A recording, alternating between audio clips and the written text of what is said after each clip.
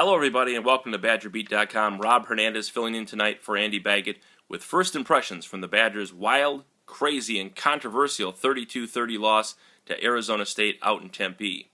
Obviously, any first impression from that ball game has to focus on the final 18 seconds. Did the Badgers deserve a chance to kick a field goal and maybe win the football game, or were the referees correct in letting the time run out in the chaos that ensued after Joel Stave tried to take the knee? I like to see football games won by players on the field. I'm going to say that they deserved a chance to spike the football and send the field goal unit out for a chance to win the ball game. Kyle French converted from 34 earlier in the quarter. It looked as though that the way that the Badgers were marching downfield, he'd have a good shot to do it again. They seemed to have enough time to center the ball, spike the ball, and then get the field goal unit out there.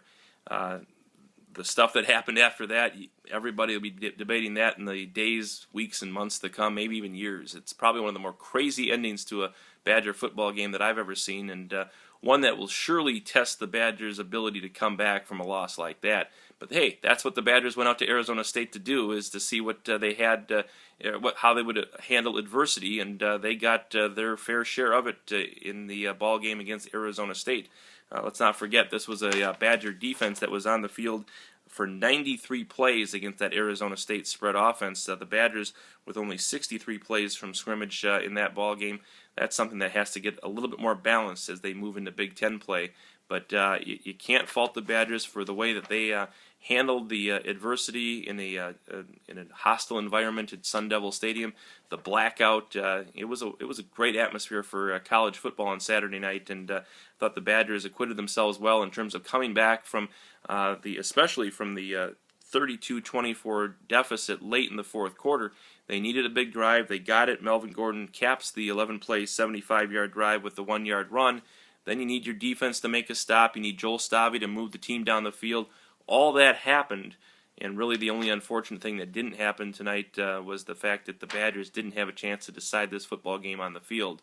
And instead, they're left with a real heartbreaking loss. But the difference between this one and some of the heartbreakers that they've had the last few seasons, this was a non-conference game.